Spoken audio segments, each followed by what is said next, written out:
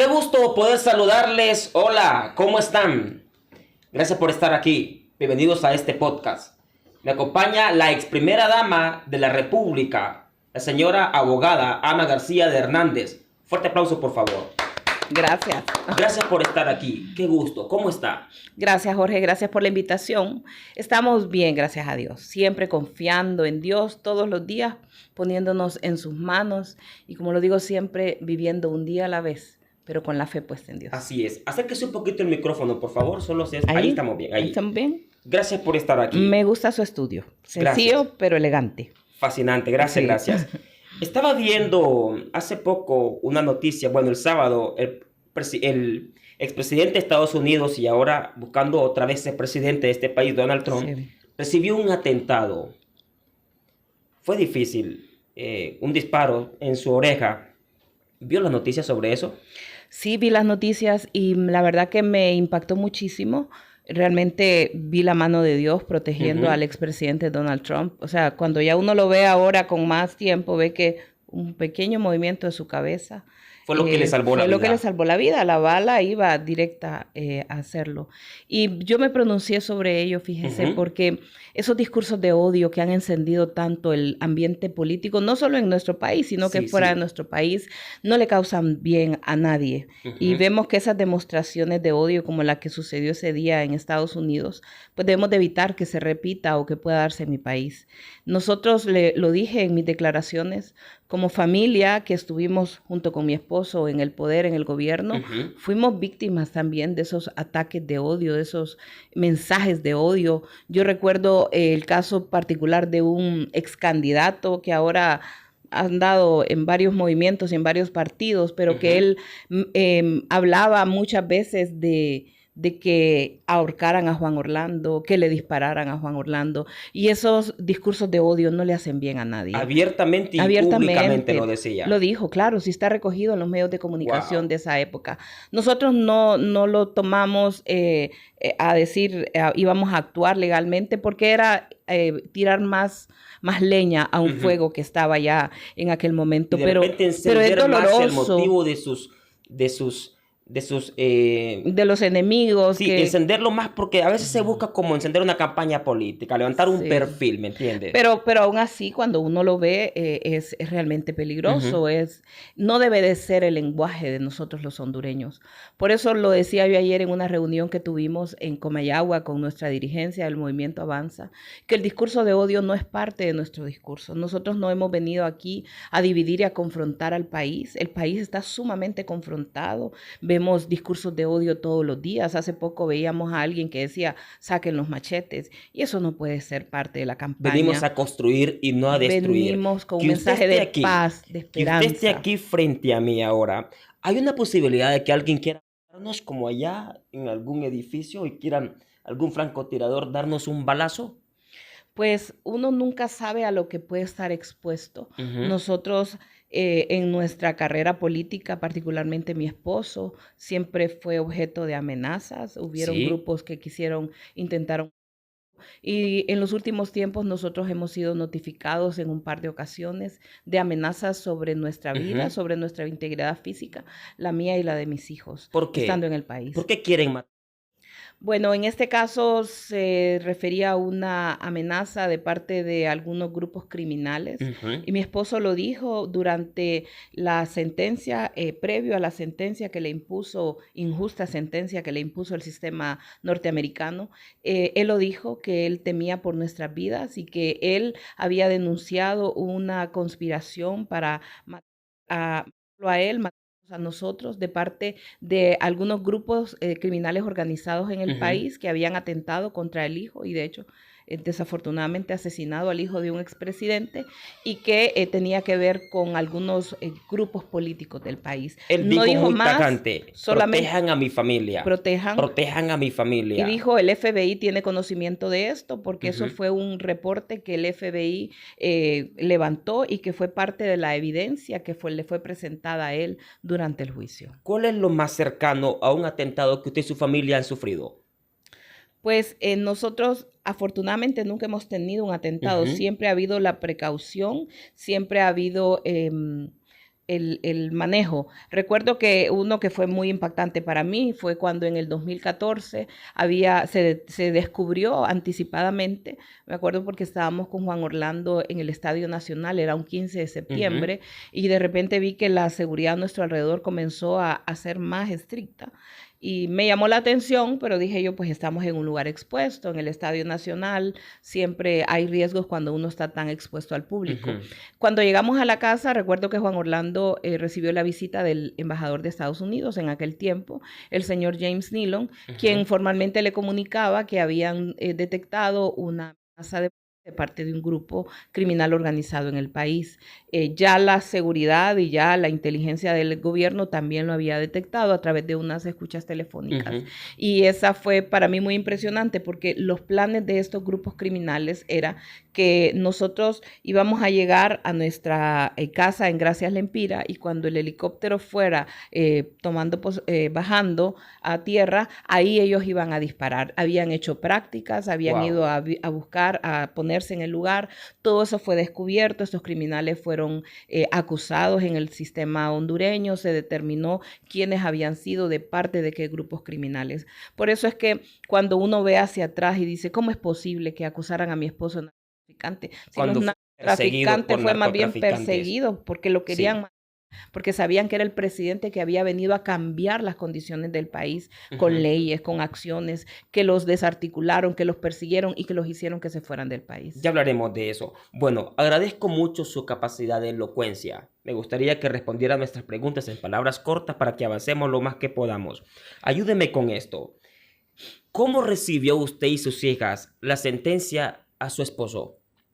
Mire, la sentencia la recibimos con bastante sorpresa. Yo lo he dicho, temía porque el juez impusiera la condena más alta, como lo pedía la fiscalía.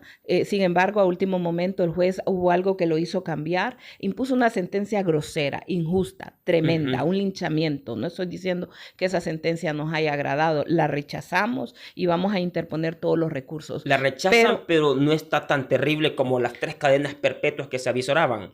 Exactamente, y eso me da una señal que es muy importante. Cuando el juez Castel dijo, yo no te condeno, te condenaron los jurados, yo solo impongo la sentencia e impuso la condena mínima. ¿Eso qué significa, Jorge? Significa que el juez, que no es tonto, que es un abogado, que leyó el expediente, que no quiere comprometerse. No quiere comprometerse porque sabe que en ese expediente, que en esas acusaciones no hay nada contra mi esposo. El juez Kevin Castel se lavó las manos al decir como yo no te condeno. Como Poncio Pilatos se lavó las manos. No te condeno. Si porque en un tiempo, si en un futuro eres declarado inocente, no fue mi culpa condenarte. No fue culpa de 12 jurados. Fue culpa de 12 jurados que él manipuló para que lo hiciera, pero que en ese día él sabía que se está jugando su prestigio. Estos jueces son puestos de manera política, probablemente tenga aspiraciones políticas o aspiraciones de jubilarse, me dijeron, y él lo que estaba haciendo era proteger su prestigio. Descríbame ese momento cuando el juez Kevin Castel dice te condeno a 40 años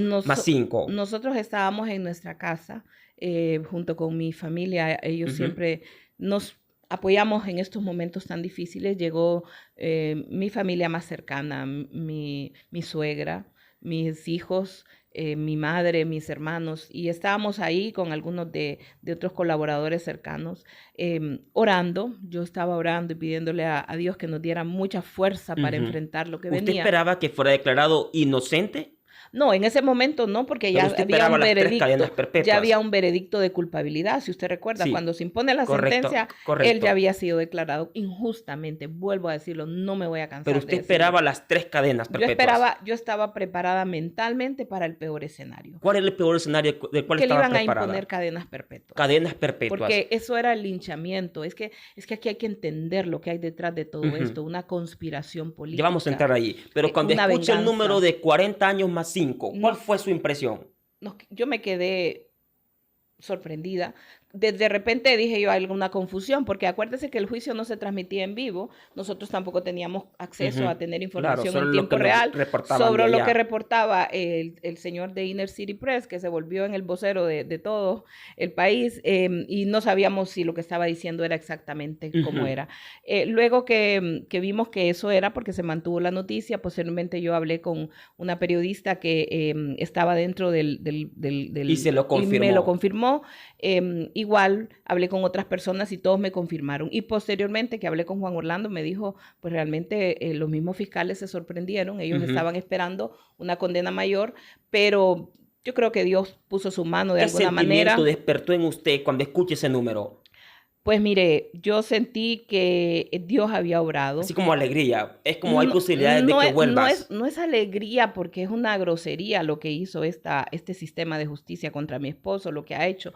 Pero al mismo tiempo mi suegra lo dijo muy bien, me dijo, Ana, es como que nos quitaron, le quitaron una carga a este proceso, pero también como que le quitaron fuerza a nuestros oponentes. Aquellos que estaban ya dispuestos, porque me dijeron que habían lugares en el país que la gente de los otros partidos tenían dispuestos para celebrar. No sé qué iban a celebrar, porque aquí déjeme decirle que todos están expuestos y de todos los políticos han hablado y de todos los políticos Estos tienen. enemigos Del único que no tenían era de Juan Orlando y es contra el quien hicieron toda esta grosería. Estos enemigos esperaban que el presidente de la República, Juan Orlando Hernández, saliera en un féretro. Pero esta cantidad de 40 más 5, hábleme sobre esto. ¿Es real lo que dice que puede convertirse en 2022?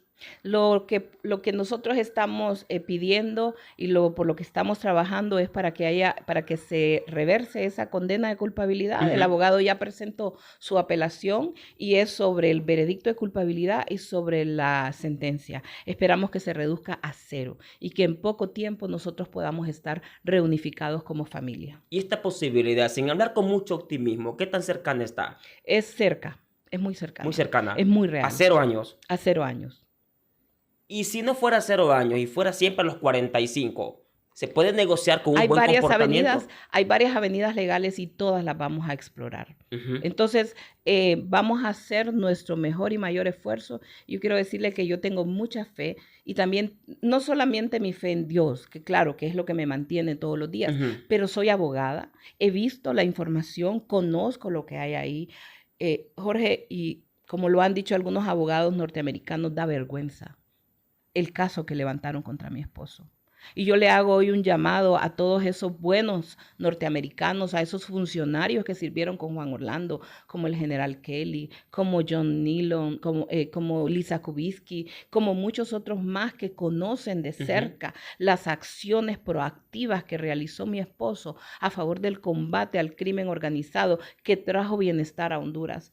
Y que se levanten porque deben de defender su trabajo y su legado y no es justo lo que hoy han hecho. Por eso yo me identifico mucho con lo que está viviendo el expresidente Trump cuando él dice soy víctima de una persecución política. Nosotros también hemos sido víctimas de una persecución política. Y si es víctima él, que es un ciudadano americano, no digamos su esposo que es un hondureño, pero de la utilización del sistema de justicia para perseguir al adversario. Cerremos aquí el dato.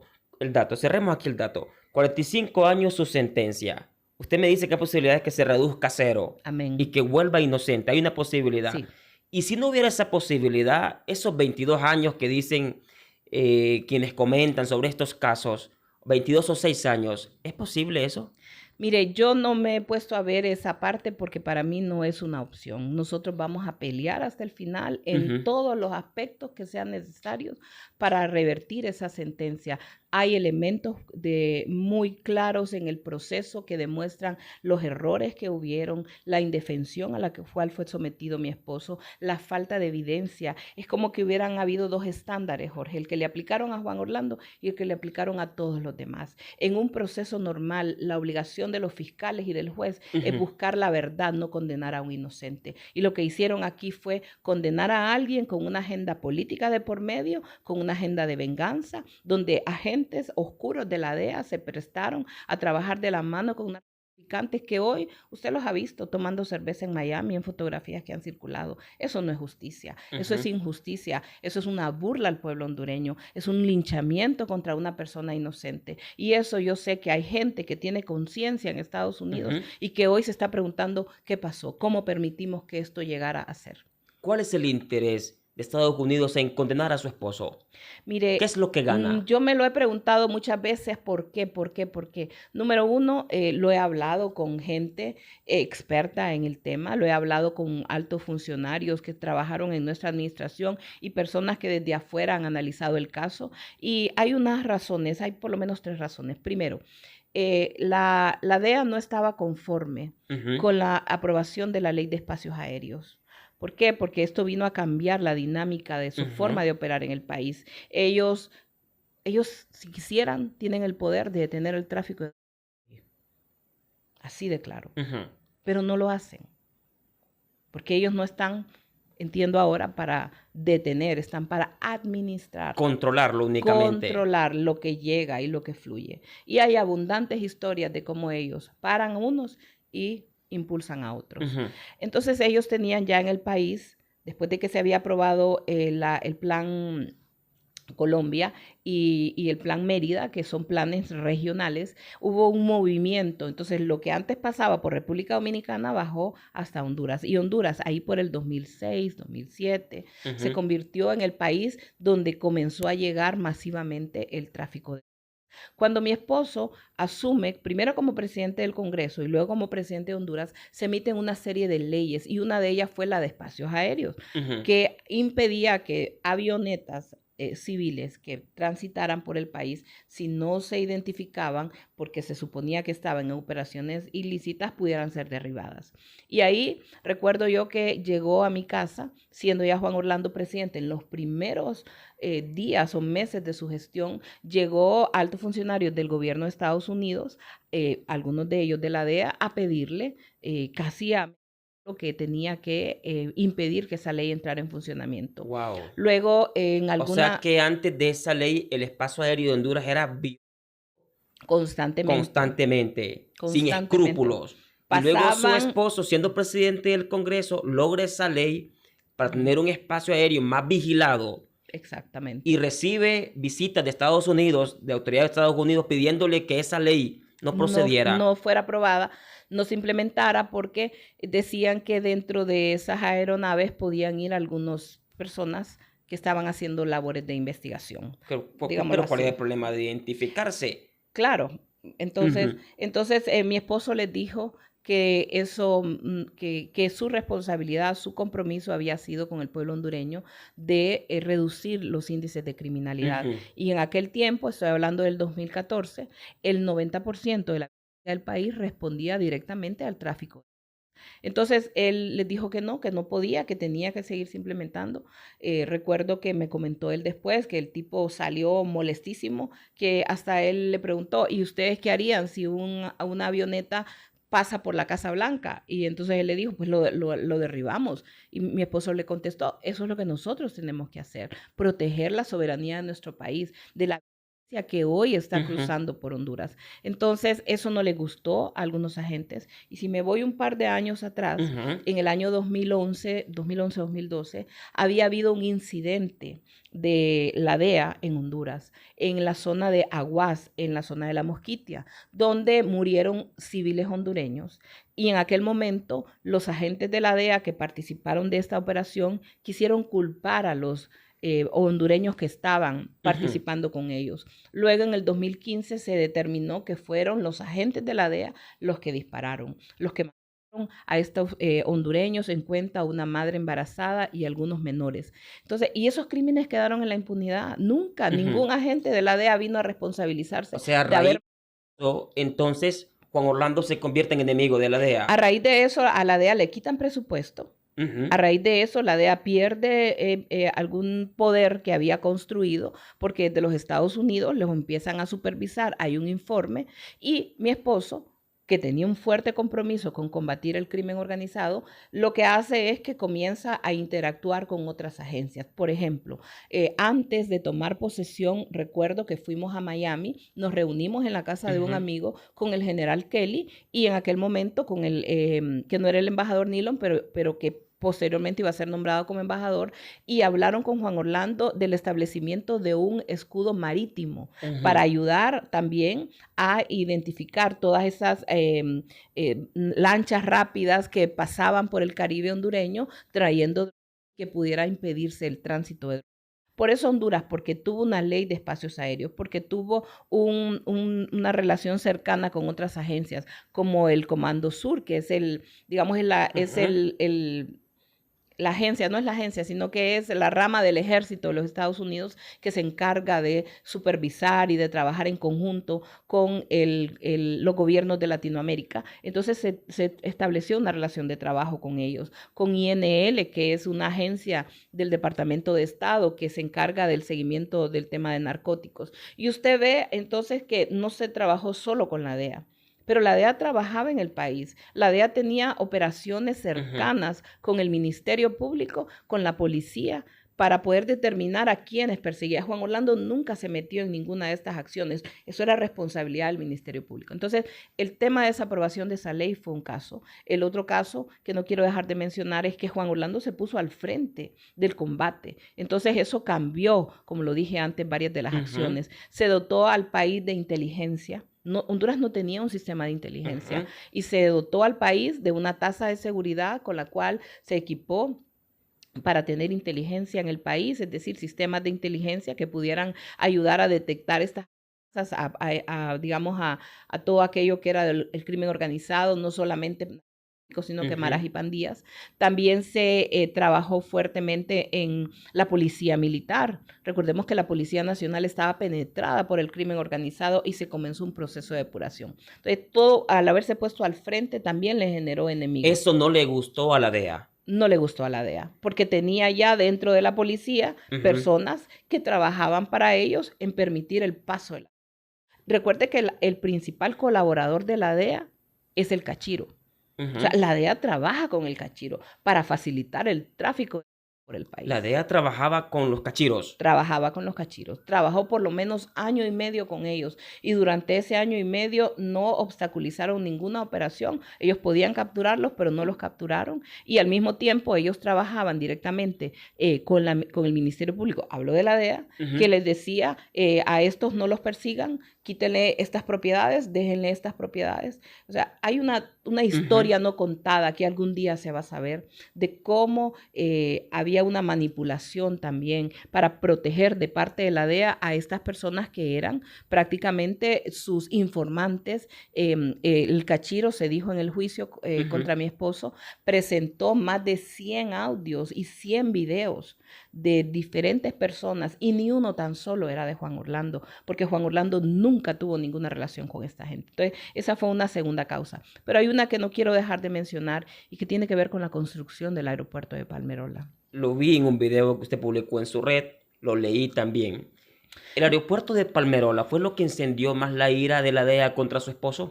Creo que no solamente de la DEA, sino que de otras agencias. Recuerde usted que Palmerola había funcionado por más de 40 años, no sé, desde los 80 creo, no sé cuándo fue que se instaló la Fuerza de Tarea Bravo en el país y había funcionado como una base militar de operaciones muy cerradas. De hecho, hay operaciones que nunca se supieron. Con el tiempo, algunas personas comenzaron a especular. Por ejemplo, hay quienes dicen que en Palmerola aterrizaron algunos prisioneros que venían de Medio Oriente antes de ser llevados a Guantánamo.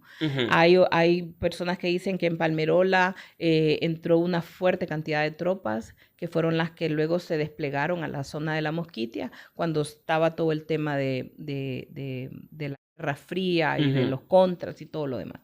Entonces, Palmerola tiene una importancia estratégica muy importante. Para Estados Unidos. Para Estados Unidos y para Honduras. No quiero decir que sea malo que esté Palmerola ahí o que esté la fuerza, no estoy diciendo eso. Y quiero dejarlo muy claro, yo no considero que Estados Unidos sea mi enemigo. Al contrario, sé que es un aliado de Honduras. Sé que Estados Unidos es el principal socio comercial de Honduras, que ha apoyado en labores de seguridad, que ha apoyado en rescates, en labores humanas, que ha estado de cerca con el país. Lo que digo y lo que pienso es que hay sectores extraños o sectores oscuros con agendas propias dentro de algunas de estas agencias. Agentes que buscaron ponerse medallas, buscar renombre a costa de perseguir, en este caso, a mi esposo. Y construir ahí el aeropuerto fue lo que encendió la ira, entonces, de estos sectores oscuros de Estados Unidos. Claro, porque imagínense... ¿En qué les afectaba?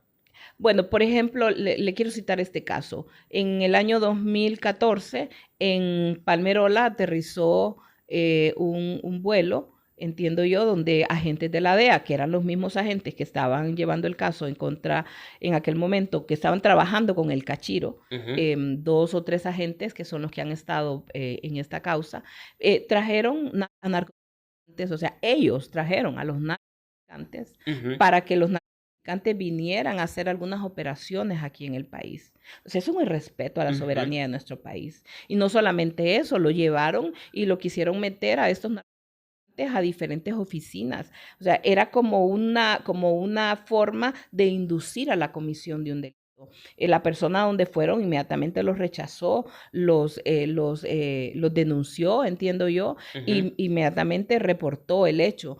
Pero ¿lo hicieron a dónde? Los aterrizaron en Palmerola, les pagaron por venir acá, introducían dólares, o se la llevaban de aquí en este tipo de operaciones. Entonces, claro, no es lo mismo y eso lo entendí yo después cuando, por ejemplo, usted sabe que en un aeropuerto civil hay normas que deben de cumplirse obligatoriamente. Y hay una vigilancia también. Una de ellas, por ejemplo, es que debe de llevarse un registro muy estricto de quienes ingresan a la pista. La pista es un lugar, digamos, podemos decirlo, un lugar sagrado, podría decir, porque se habla de la, correcto, de no la puede salir seguridad. Ni entrar algo sin un control. Sin un control, exactamente. Quien entra a pista tiene que reportarse. Quien sale tiene que reportarse. Entonces, esto significaba que ya todas estas operaciones no las pueden desarrollar de la misma manera. Digamos, hay 2 torres de control, la torre de control militar y la torre de control civil. Entonces, ahí hay personas en el aeropuerto. ¿Usted ha despegado de Palmerola? Sí, claro que sí, muchas veces. Usted sabe que ahora usted puede con su teléfono ver si de repente entra un avión militar o sale un avión militar. En pocas palabras, ya no podrían ellos hacer operaciones clandestinas. Era más complejo. En el aeropuerto de Palmerola. Ya en Palmerola. Bueno, ya era más complejo hacer operaciones clandestinas. Y eso fue lo que despertó la ira en contra de su esposo. En pocas palabras. Eso es lo que algunos expertos me han dicho. Esa fue una decisión que no les gustó, no lo dijeron abiertamente, pero vinieron consecuencias porque él lo hizo de esta manera. Yo realmente lo lamento porque es un lugar, número uno, quiero dejarlo muy claro, Palmerola se hizo porque Tegucigalpa tenía el segundo aeropuerto más peligroso del mundo y no era justo que pudiéramos estar expuestos cualquier hondureño a un accidente. Sí. Número 2, se abrió un mercado que beneficia no solo a Tegucigalpa, sino que a la zona central a través de un nuevo aeropuerto que era parte de una visión de construir un sistema logístico en todo el país, que combinaba con el fortalecimiento de la zona sur, del puerto de Amapala, la construcción del canal seco, el fortalecimiento de Puerto Cortés y todo lo demás que implicaba. Palmerola era parte esencial de esto. Mi esposo siempre estuvo de acuerdo con que las operaciones de Estados Unidos continuaran en Palmerola. De hecho, se firmaron o se pretendió firmar un convenio que se llevara incluso a aprobación y ratificación del Congreso, donde el ejército de Estados Unidos tuviera delimitada el área donde ellos iban a tener sus operaciones de manera exclusiva. Es decir, jamás mi esposo se opuso a que continuaran las operaciones. O sea, que su intención jamás fue perjudicar a Estados Unidos. Exactamente, su intención fue desarrollar al país sin afectar Así es. las operaciones de Estados Unidos, siempre y cuando no fueran clandestinas. Mi esposo siempre confió, créanmelo, como una persona que lo que buscaba era hacer lo mejor para el país. Confió en Estados Unidos como un socio confiable, como un socio estratégico para el desarrollo de Honduras en materia de seguridad también. Había una conversación permanente. Imagínense que a mi esposo lo invitaron a ir a la CIA. Que nunca antes eso ha ocurrido con ningún presidenciable de Honduras. Nadie. Es más, entrar ahí necesita tener usted un nivel de como le llaman ellos, de clearance, de haber revisado quién era usted, su background y todo. A Juan Orlando, Estados Unidos lo tenía en el radar desde que era diputado. Como un aliado. Como un aliado. Como un amigo. Es más, yo me puse a ver la vez pasada, si usted se acuerda de los WikiLeaks. Váyase a ver un día que tenga el espacio y la curiosidad, a ver todo lo que salió de los Wikileaks en aquel tiempo. Y va a ver como muchas veces mencionaban a Juan Orlando. ¿Por qué? Porque había una conversación con él, ya lo conocían, veían que era un político que tenía futuro, Un aliado lo usaban como estratégico. referente, lo llamaban como referente a tener conversaciones con ellos. Y ahí todo eso salió divulgado porque hubo la filtración, ¿verdad?, de esta documentación. Cerremos el tema en cuanto a su esposo, por favor, Sí. porque es bien profundo y no llegaremos a un punto específico. Solo regáleme estas últimas interrogantes. ¿Juan Orlando Hernández fue amigo de Estados Unidos? Sí. ¿Juan Orlando Hernández fue amigo de la DEA? Trabajó con la DEA y confiaba en que estaban haciendo su papel. ¿Había un acuerdo entre Juan Orlando Hernández y la DEA en el tema de combatir el narcotráfico en Honduras? Había un acuerdo con el Estado de Honduras y las diferentes instituciones. Por ejemplo, el Ministerio Público trabajaba de cerca con la DEA, la Policía Nacional trabajaba de cerca con la DEA, el Ejército también. Toda la institucionalidad no tenía ningún impedimento en trabajar con la DEA para combatir, porque la instrucción era combatir la criminalidad organizada. ¿Había un trato entre Juan Orlando Hernández y la DEA para que Juan Orlando Hernández le entregara a todos los narcotraficantes? No en ese sentido, lo que había era una política de Estado de combatir la criminalidad organizada y como parte de esa política se aprobó la extradición y cuando era pedido un criminal en extradición, entonces lo que se acordó era que no iba a haber ningún impedimento de parte del Estado en proceder de acuerdo a los procedimientos legales a la entrega. Ahí yo tengo una observación, sé que, pero no quiero dejar de hacerla. Mire, en la carta que mi esposo iba a leer al juez Castel, que el juez no se lo permitió, él hablaba precisamente de eso y mencionaba que ante toda la injusticia, ante la persecución política, ante el linchamiento, la falta de pruebas con las que él fue condenado, él hacía la reflexión de que es necesario que en el país se apruebe una ley de extradición. Sí, pero se aprobó. Se aprobó la extradición y no se aprobó la ley. Y eso fue, ahora vemos, un error. Debería de haber aprobada una ley que impidiera, como en el caso de Juan Orlando o en otros casos, que la manipulación política, que la negociación política, como lo hicieron en el caso de Juan Orlando, que los funcionarios de ese gobierno lo dijeron, que habían pedido que se lo llevaran, hiciera que fuera llevado de la peor manera, de una manera vergonzosa. Bueno, hablaremos sobre ese día tan importante para su familia. Ayúdeme con esto. Juan Orlando Hernández entonces sí era aliado, amigo de la DEA y de Estados Unidos. Enuméreme rápido entonces las tres cosas que me acaba de decir, que lo llevaron a convertirse en enemigo de Estados Unidos y de la DEA. Creo que de algunos agentes y algunas agencias. Número uno, el haber aprobado la ley de espacios aéreos no le gustó. Número dos, que él se pusiera al frente de la lucha contra la criminalidad organizada, vino a cambiar la forma de operar de estas agencias. Número tres, la construcción del aeropuerto civil en Palmerola también trajo algunas consecuencias y hay otros temas más por ahí que también pudieran haber tenido algún impacto, pero creo que estas son algunas de ellas. Y la negociación política, que fue parte de un trofeo para algunos agentes, pero también de una negociación donde participaron funcionarios del actual gobierno que dijeron que iban a entregar a Juan Orlando. ¿Por qué? Porque querían sacar al líder del partido de oposición, después en aquel momento, contra el que habían centrado toda su campaña de odio y querían sacarlo del país para que no hubiera nadie que pudiera manifestarse o elevar la voz ante todos los atropellos que están cometiendo. Hay tantas cosas que nunca entendí y tal vez usted nos da una respuesta. No entiendo cómo el mismo hombre que luchó para que se aprobara la extradición hacia Estados Unidos, luego ese mismo hombre es culpado de tráfico y por la misma aprobación de la extradición, de la ley de extradición, es llevado hacia Estados Unidos. Sí. ¿Era tan tonto Juan Orlando Hernández para aprobar la extradición sabiendo que en pocos años a él mismo se lo iban a llevar? Eso es parte de lo ilógico de este caso. Mi esposo, de hecho, se lo dijo al juez, nadie labra, en mi pueblo dicen, nadie labra una estaca para sentarse en ella. Correcto. O sea, mi esposo lo que hizo fue diseñar un paquete de leyes, aprobar un paquete de leyes como presidente del Congreso y luego implementarlas. Y lo que vimos fueron los resultados que sí existieron. Por eso es que hubo alguien que se sintió molesto porque un presidente de un pequeño país en Latinoamérica se enfrentara a este monstruo de muchas cabezas que es la DEA. Mire, Decía el presidente López Obrador en México hace unos días que él no ve que persigan a ningún narcotraficante de la frontera de México para arriba. Y yo me pregunto de dónde vienen los dólares que controlan todo el narcotráfico en la región. Es de Son dólares Estados americanos. Unidos. Son Aquí dólares no se paga la americanos. droga.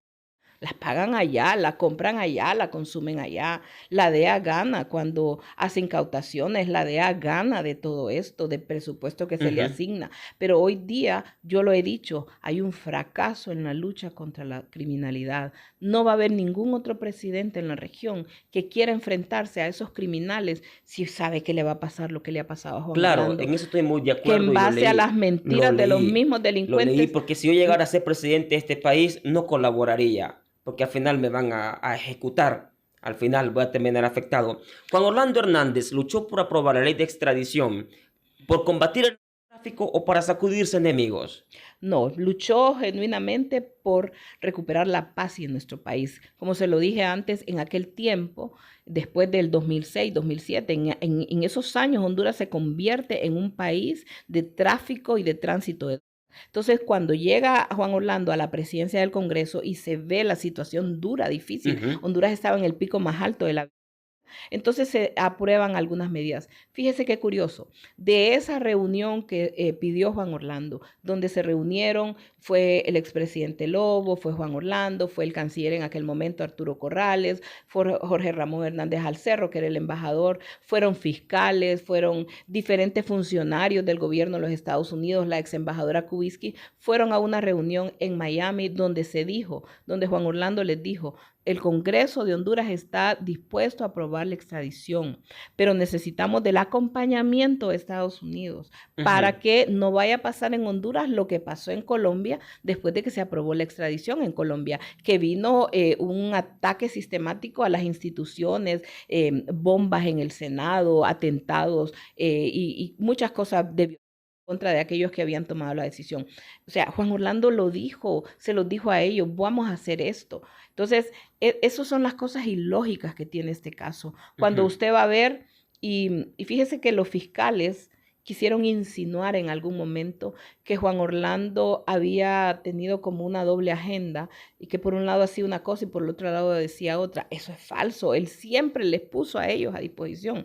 Mire, esta tecnología a usted hoy lo pueden seguir a donde usted vaya. De acuerdo. Le pueden escuchar las conversaciones que usted tenga de cualquier manera. Usted sépalo, todo el mundo, todos lo sabemos que no hay privacidad con la tecnología. Estoy de acuerdo. Somos vigilados constantemente. Constantemente. A Juan Orlando, ahora que lo vemos hacia atrás, desde el 2015, el gobierno de los Estados Unidos le había intervenido sus conversaciones a través de la plataforma de Google, de iCloud, o sea, un irrespeto a un presidente de una nación soberana que le tuvieran intervenidas sus conversaciones. Y sin embargo, eso Nunca porque se pidió desde el 2015. Ni una evidencia. Ninguna prueba sólida. No hay nada. Ninguna prueba sólida. Nada, absolutamente nada. Hablemos de esta foto del señor Juan Orlando Hernández en el Mundial de Brasil y parte de los Valle. ¿Qué pasó con esta foto? Mire, esta fotografía la presentó la DEA como una prueba. Cuando usted analiza esa fotografía, se da cuenta que es manipulada. Ahora, es cierto, nosotros fuimos al Mundial, nosotros somos figuras públicas. Yo le puedo enseñar en mi iPad que tengo no sé cuántas miles de fotos, y si le digo miles, le hablo de más de 100,000 fotos tomadas en cualquier evento político o en cualquier lugar donde íbamos, la gente nos pide fotos. ¿Usted fue ese día? Yo fui ¿A Brasil con su esposo? No, fue en Sudáfrica. En Sudáfrica. ¿Usted fue ese día a Sudáfrica? Nosotros fuimos y ahí habían muchos hondureños porque Honduras había sido por primera vez en no sé cuántos años, había vuelto a un mundial y habían muchos hondureños allá y todos se le acercaban. ¿Quiénes eran la novedad? El presidente de Honduras, el presidente del Congreso. Se nos acercaron y en ese momento se acercaron estas personas, como se acercaron muchos más. Yo tengo un álbum de fotos donde hay muchas otras personas. O sea que la foto sí es real. Yo no sé si esa foto es real, lo que sí sé es que pudo haberse dado, pero que esa foto es manipulada, es manipulada. Pero yo no entiendo cuál es el problema en que tú te tomes fotos en un lugar público, más cuando eres un presidente. del Congreso Nacional en ese entonces, Sí. o cuando eres una figura pública. A mí se me acerca, y que soy un pequeño comunicador social, se me acerca mucha gente a pedirme una foto y yo no sé si andan en malos pasos Yo no le o puedo en pedir pasos buenos. Yo me una... tomo la foto por Sí. cortesía y se acabó el problema. ¿Esa es la única evidencia sólida entonces? Esa fue la única de las fotos que ellos presentaron. Yo las tengo aquí, se las voy a compartir después Ujú. para que usted las pueda poner. Las fotos que ellos presentaron, fotos donde, por ejemplo, decían que eran los hijos de un traficante. ¿Y usted qué le va a pedir a un niño?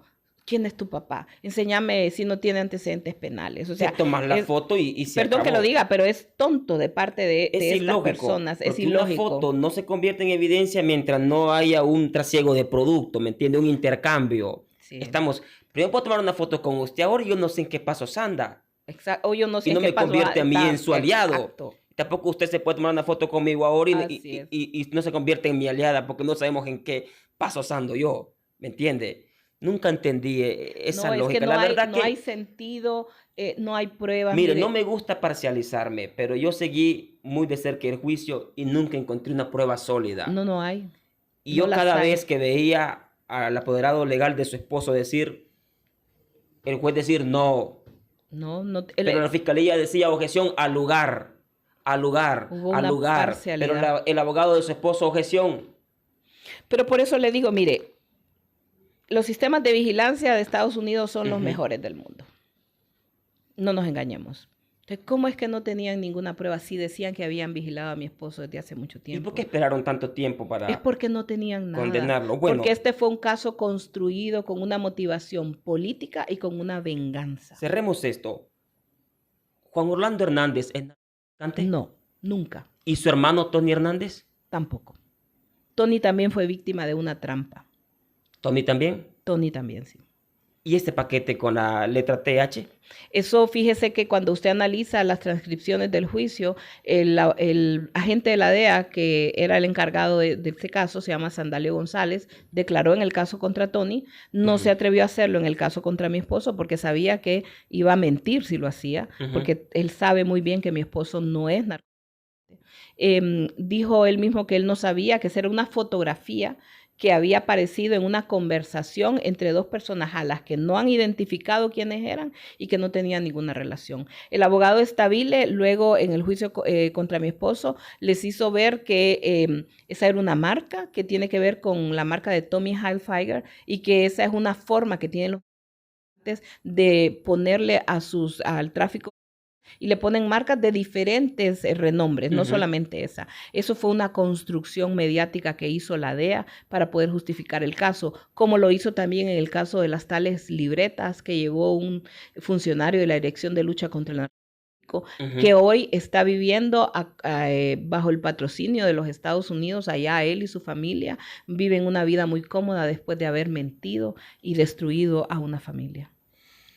Wow, terrible. Bueno, Sí. cerremos el asunto de su esposo. El punto es que ustedes están esperando que la sentencia se reduzca a 0 Así es. y que vuelva inocente. Y puede darse en Se va a este dar. escenario, Hablemos de su candidatura para luego entrar a otros temas. Esta candidatura suya, esta precandidatura suya a la presidencia de la República, se da por una estrategia política para que todo lo que el gobierno haga en contra de usted sea nombrado como persecución política, o realmente usted cree que puede ser la próxima presidente de Honduras? Yo sé que voy a ser la próxima presidenta de Honduras. Yo sé que Dios está con nosotros en este proyecto. Sé que tengo el respaldo de la mayoría de los nacionalistas de base de mi partido. Me están apoyando. Y mire, yo realmente lo decía ayer que estaba en un evento en Comayagua, como en pocos meses, en 4 meses desde que nos lanzamos, cómo hemos ido avanzando, consolidando nuestro movimiento. Sí, sí. Había una necesidad en el partido, había un deseo en el partido de levantar la cara después de estar por más de 2 años y medio silenciados. Muchos nacionalistas se sentían atropellados ante todas las injusticias, ante los señalamientos, ante esas campañas de odio que se levantaron de parte de quien hoy nos gobierna. Y nosotros decidimos tomar este desafío que la vida nos ha presentado y decidimos lanzar nuestra candidatura, levantar la voz, ser una voz de oposición ante el silencio de muchos líderes de mi partido que no estaban hablando, no estaban diciendo nada ni señalando los errores, y lo hacemos con la convicción de que el Partido Nacional es una alternativa, que tenemos, como lo dije ayer, esta generación tiene el deber de rescatar a Honduras y de salvar a Honduras del fracaso que hoy vive nuestro país debido al gobierno que hoy tenemos. ¿Qué responde entonces ante estos líderes que aseguran que su lanzamiento únicamente es para negociar persecución política? Mire, yo lo dije una vez. Enséñeme usted dónde en cualquier ley penal del país dice que un aspirante a la presidencia de la República tiene inmunidad de ser perseguido por cualquier cosa. Eso no existe. Eso es parte de un discurso, de parte de las cosas que comenzaron a decir cuando yo me lancé. Primero decían que yo me lanzaba precisamente por eso, para evadir una responsabilidad. No hay ninguna ley que impida que ejerzan alguna acción si hay alguien que lo tiene que hacer o que tiene motivos. No la hace inmune a que sea y tampoco yo he negociado investigada. absolutamente nada para evitar una situación de esas. Yo me he lanzado porque tengo la convicción de que es necesario recuperar este país del mal gobierno que hoy tenemos. ¿Se lanzó por decisión propia o su esposo desde Estados Unidos le sugirió? No, fue por decisión, primero consultada con Dios, con mi familia. Claro que lo consulté con mi esposo, son decisiones trascendentales. Y él me dijo, Ana, yo te voy a apoyar en lo que yo pueda, contar conmigo. Igual lo hice con mi familia, no es una decisión fácil. Jorge, yo no vengo aquí con los ojos cerrados, yo no vengo aquí con ilusiones pensando que gobernar Honduras es una cosa fácil. Yo sé lo difícil que es, yo sé los desafíos que se enfrentan, yo sé lo que significa, porque lo viví por 8 años junto a mi esposo. Entonces yo no vengo aquí a hablar de cosas que no conozco, sino que porque conozco la realidad, sé que se necesita determinación, sé que se necesita compromiso, pero también siento en mí que no es justo lo que hoy enfrenta el pueblo hondureño. Y si yo he pasado por un proceso donde he visto la injusticia aquí de cerca en mi cara, ¿cómo me voy a quedar de brazos cruzados frente a toda la injusticia que hoy vive el pueblo hondureño? A los desafíos que enfrenta la madre de familia que no tiene suficiente para mandar a sus hijos a la escuela, que hoy le cuesta comprar la comida porque no le ajusta el dinero, a la inseguridad que hoy vive, a la falta de oportunidades para nuestros jóvenes, a los señalamientos que le hacen a una persona solo por pensar diferente y no ser del partido de gobierno. Frente a esa y muchas injusticias más es que nosotros nos hemos levantado. Si no gana usted en estas próximas internas, ¿qué es lo que hará? Mire, si uno se mete con el pensamiento y con la voluntad y con la aspiración de que vamos a ganar, pero si la decisión del pueblo nacionalista fuera otra, yo lo he dicho, yo soy nacionalista, yo quiero a mi partido y jamás voy a hacer algo que vaya a perjudicar al partido. Siempre voy a estar con su movimiento a papi a la orden. Si ese fuera el escenario, así lo haríamos. Así como yo espero que ellos se unan a nosotros una vez que nosotros ganemos las elecciones. Yo he promovido unidad y en ningún momento división. Y si usted llega a convertirse en presidente de la República, todos los que se fueron, los que traicionaron a su esposo, que se fueron a huir, buscando asilos políticos, ¿volverán otra vez a ser ministros? No. No, yo creo que vamos a hacer una selección muy clara, muy transparente, a mucha conciencia de las personas que nos van a acompañar en esta etapa de gobierno. Sé que es necesario, yo se lo he dicho a nuestros equipos de campaña y lo he hablado con todos los equipos a nivel de los departamentos, que tenemos que reconocer que si hay cosas que se hicieron mal, hay que cambiarlas, hay que mejorarlas, al igual que hay que potenciar las cosas que sí hicimos bien en el gobierno pasado, que fueron muchísimas que beneficiaron al pueblo hondureño. Pero cuando hay errores hay que saberlos reconocer y en este caso vamos a hacer una selección muy buena de esas personas que nos van a acompañar y vamos a tener los mecanismos que nos permitan identificar si hay errores que se están cometiendo, si hay personas que se están apartando de la misión que se les encomienda, que es darle resultados. Pero estos prófugos no volverán a ser ministros.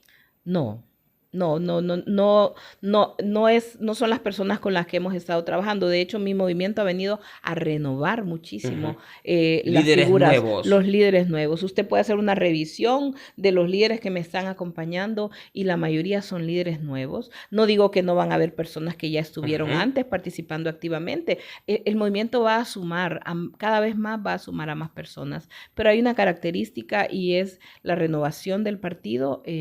Es un mandato casi de las bases del partido y muchos me lo han dicho. Abogada, nosotros la estamos apoyando a usted y no nos gusta aquellos que un día ustedes mismos apoyaron, que ustedes mismos les ayudaron a ser quienes hoy son y no vemos con buenos ojos que no hayan demostrado lealtad hacia ustedes. Entonces, yo creo que la política sí se basa en la lealtad. Usted tiene que tener gente a su lado en la que usted pueda confiar en las buenas y en las malas. ¿Puede nombrarme nombres de algunos líderes que no volverán? No, yo no Si usted quisiera llega a ser entrar. presidente de la República. Yo no quisiera entrar en eso, no quisiera entrar a señalar, porque mi papel aquí va a ser Unir. unificar. Pero yo soy clara, yo sé. Ok, regáleme algunas respuestas claras. Me gustaría antes de entrar a su propuesta de gobierno, que es muy interesante. Siempre lo hacemos a los candidatos presidenciales acá y nos responden muy bien. Y sé que usted es muy sabio, inteligente y tiene una propuesta muy buena. Quiero retornar un poquito antes de caer aquí. ¿Por qué ese día que su esposo iba a ser capturado, por qué no se fueron de Honduras a pedir asilo político a otro lugar? ¿Por qué esperaron esa captura? Porque mi esposo es un hombre que toda la vida ha enfrentado las cosas. Es como si usted me preguntara por qué no se declaró culpable, porque él es inocente. Y porque él no iba a aceptar una culpabilidad que no le corresponde. Es cierto que intentó. Él lo ha dicho siempre, y me lo dijo a mí: Ana, yo me muero con las botas puestas, pero yo me muero defendiendo mis principios y las cosas en las que yo creo. ¿Es cierto que intentó pedir asilo político en Nicaragua y le fue negado? No es cierto. Eso es parte de la construcción de una narrativa de odio de parte de algunos dirigentes de Libre. En su momento yo la desmentí. Es falso. Bueno, unos mentirosos hasta llegaron a decir que habíamos ido hasta la frontera de Nicaragua. Es increíble cómo esta gente... Mire, hay que entender que es una generación de personas que estaban acostumbradas a hacerse de un nombre público a costa de estar hablando en contra de Juan Orlando. Y esa era su razón de ser. Él nunca intentó irse a Nicaragua a pedir asilo político. No, nunca. Nunca. Tampoco a Israel. Tampoco. Nunca. Él esperó el proceso debido. Nosotros estábamos en nuestra casa el día que ocurrió todo. Nunca tuvimos la intención de huir del país, aunque ya escuchábamos que podía venirse estas situaciones, pero jamás, mi esposo jamás iba a huir y él lo dijo: yo me voy a entregar voluntariamente y voy a enfrentar este proceso. Lo más cómodo, cualquier otro hubiera dicho: no, llego a Estados Unidos y negocio y veo a ver qué pasa. O me voy a Israel a pedir asilo político y no me sacan. ¿Cómo iba a negociar a alguien que más bien ha puesto en riesgo su vida para combatir a estos criminales? Juan Orlando es inocente y la verdad, tarde o temprano, se va a demostrar y él va a regresar a casa. Pero si se demostrara o no, ya ha sufrido mucho en este proceso. Ha sido un proceso muy duro. Wow. Qué terrible. Yo me imagino ese día, bueno, pero eso es lo que distingue a un líder. Yo me hubiese ido para Israel o para Nicaragua y desde allá llevaría el debido proceso. Eso es lo que distingue a un líder de un hombre común. Claro, eso y Juan Orlando es un líder y lo ha demostrado al pueblo hondureño muchas veces. Enfrentó de frente, enfrentó de cara este proceso. ¿Ustedes visualizaron ese día como un acto de venganza? Sí, claro que sí. ¿De parte de quién? De parte de quienes nos gobiernan. Ahí estaba fuera el ministro de Seguridad, estaba el jefe de la policía con un despliegue, pero ni a Osama Bin Laden se lo hicieron así. ¿Ramón Savillón se vengó de ustedes? Yo creo que sí. Venganza total. Yo pienso que él tenía unos sentimientos ahí, que él estaba actuando bajo la dirección también de la DEA. Él trabajaba para la DEA, entiendo yo.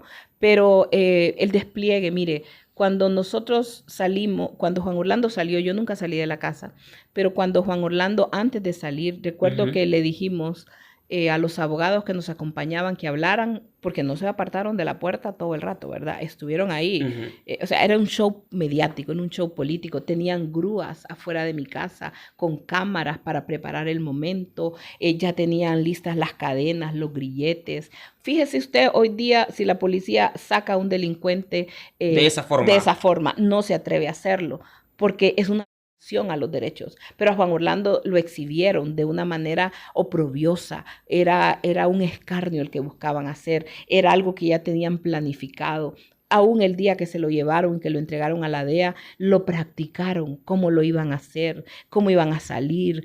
Yo creo que hasta la ropa que se iban a poner ya la tenían preparada. Era una cosa terrible. Era un mensaje de odio, exhibirlo como un trofeo. Como un trofeo. Y me cuenta Juan Orlando que cuando estaba ya dentro del aeropuerto, en la parte de las Fuerzas Aéreas, donde estaba todo el operativo para entregarlo, me cuenta que los agentes de la DEA que vinieron ese día, que los vimos bajar del avión, algunos de ellos que sé quiénes son, se tomaron la foto a la par de él, lo pusieron, dice, al centro, y ellos se pusieron como aquellos cazadores que prácticamente solo le faltó ponerle el fusil al frente para exhibir a su presa. Wow. Es denigrante, no solamente para mi familia, para mi esposo, es para el país. Era la imagen de un presidente. No era necesario.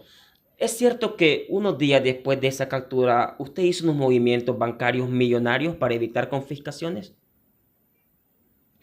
Lo que hicimos nosotros fue hacer una dación en pago de nuestras deudas y de nuestros bienes a la institución bancaria. Y eso fue ampliamente conocido. Ahí no hay nada que ocultar. Nuestra familia tiene todo bajo el foco. Así como hoy estoy bajo este foco, así estamos nosotros directamente en todas nuestras... Descríbame dación en pagos. Dación en pago significa que nosotros teníamos deudas con el banco y en aquel momento acordamos con la institución bancaria entregar nuestros bienes para que se compensaran las deudas. Una operación normal dentro de las leyes hondureñas. Y entramos casi a su propuesta política, su propuesta de gobierno. ¿Ustedes tienen mucho dinero? No. De hecho, lo hemos dicho públicamente, ha sido parte de nuestro proceso, lo dijimos. Si usted se acuerda, en algún momento del juicio tuvimos que pedir ayuda y creamos una cuenta de GoFundMe porque no podíamos seguir, necesitábamos contratar otro abogado, el abogado Colón no estaba funcionando apropiadamente, necesitamos otro abogado y bueno, nos cancelaron la cuenta también. Entonces, no, ha sido un proceso bastante complicado,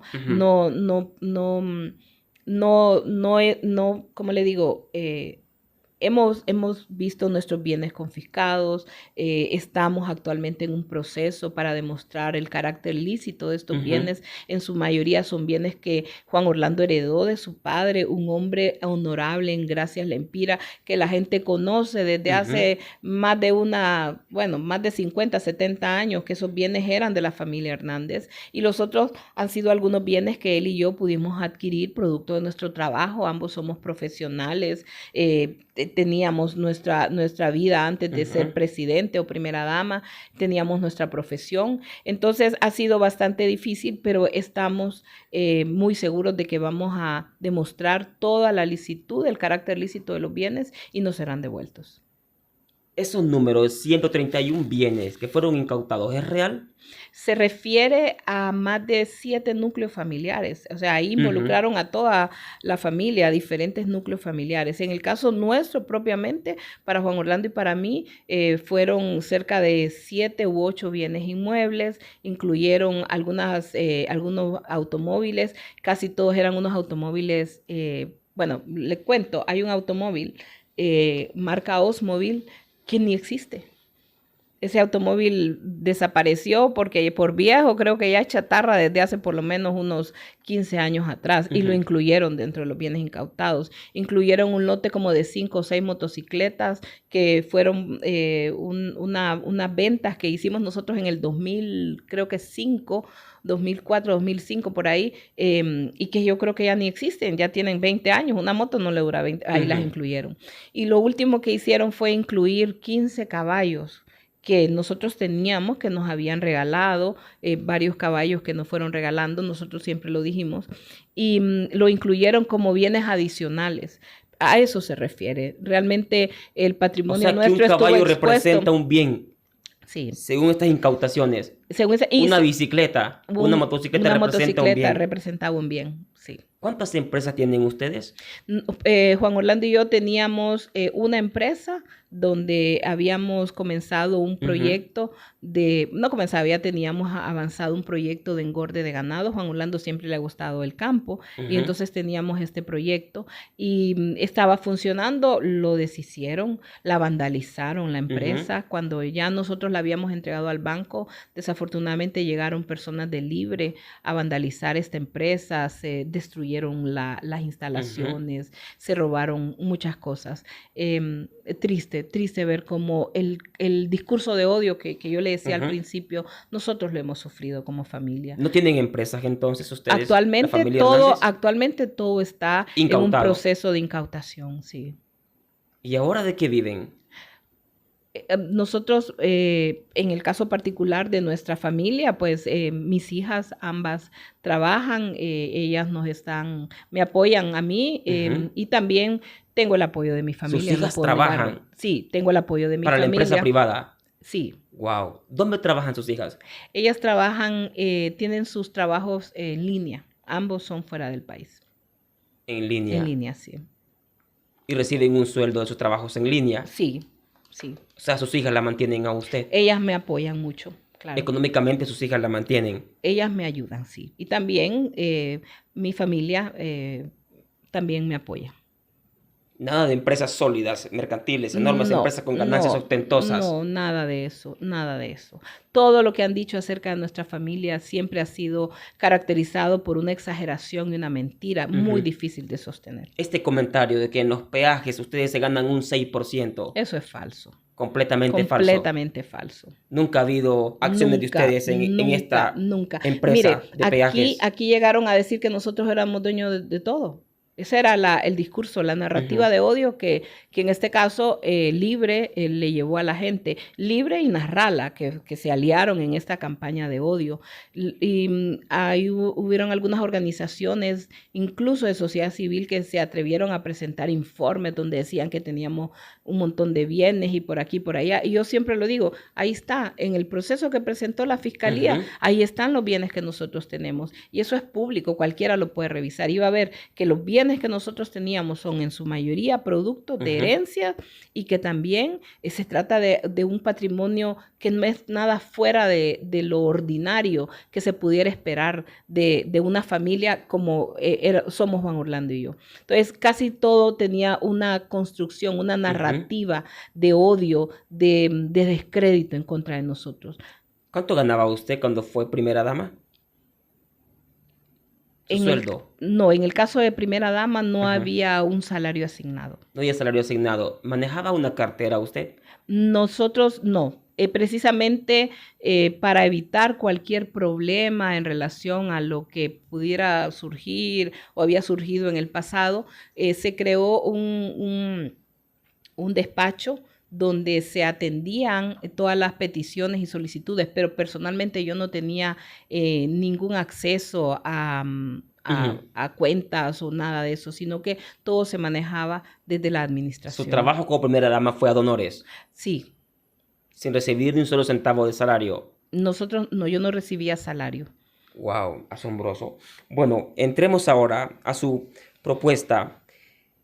Le diré esto. Durante todo el gobierno, los gobiernos del presidente Juan Orlando Hernández, yo vi grandes avances en este país. Quiero de entrada decirle que no soy cachureco, soy bastante apolítico. Cuando tomé este trabajo, me di la tarea de no sectarizarme, para no tener ningún sentimiento a la hora de entrevistar a alguien. Así que usted esté aquí no me genera un sentimiento de me voy a parcializar porque el Partido Azul soy fanático. No, en absoluto, porque viene de todo tipo de partidos acá al podcast. Pero esos 12 años yo vi un bastante avance, mucho desarrollo en cuanto a materia de seguridad, mucho avance en cuanto a pobreza. Me gustaban mucho también estos códigos de empleo, me encantaban el código verde, chamba comunitaria con chamba vivir mejor. ¿A cuántos jóvenes se les abrió oportunidades? Todo eso desapareció cuando entró la izquierda. Me gustaba ver las casas que se le regalaban a la gente pobre, los pisos dignos, que aunque en aquel entonces nos decían que era populismo, pero es preferible un poquito de populismo a nada. aunque le llamaran populismo, pero creo que una familia pobre que dormía en el suelo, comido de pulgas y gelepates, le hacía bien un piso, Sí. aunque le llamaran populismo. Aunque Pero le no llamaran era populismo, populismo. pero aunque le llamaran así, creo que le hacía bien a una familia que le regalaran una casita de vida mejor. Le decía muy bien a que no se le regale absolutamente nada ahora. Entonces, usted me dice que no era populismo.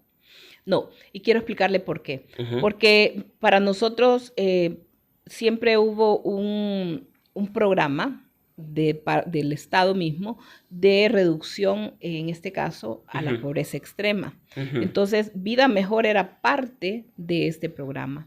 Nosotros trabajamos muy de cerca con, por ejemplo, con la Universidad de Oxford, ujú, que hablábamos de la medición de pobreza multidimensional.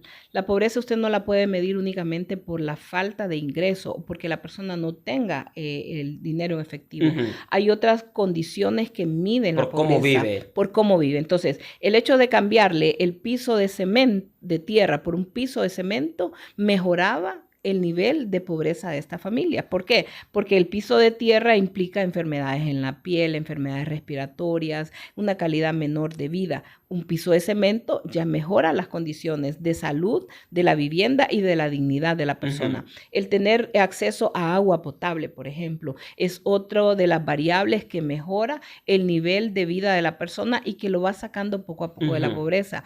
El trabajar, por ejemplo, con la entrega del bono, el bono vida mejor, que muchos lo criticaban y decían Era que era populismo. populismo, que para qué darle a los pobres. Mire, no se trataba simplemente de darle el dinero como hoy lo están haciendo, si es que lo hacen, porque creo que los programas sociales no han continuado.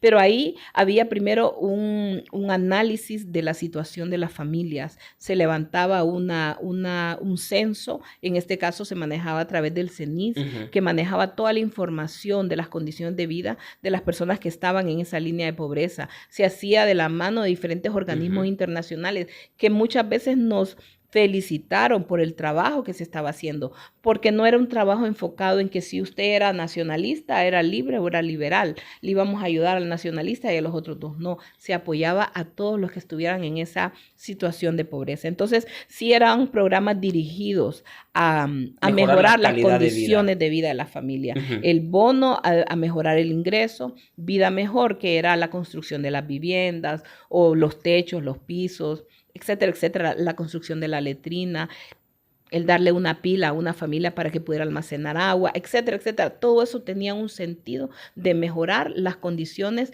de la pobreza multidimensional para que pudiera elevar su condición de vida.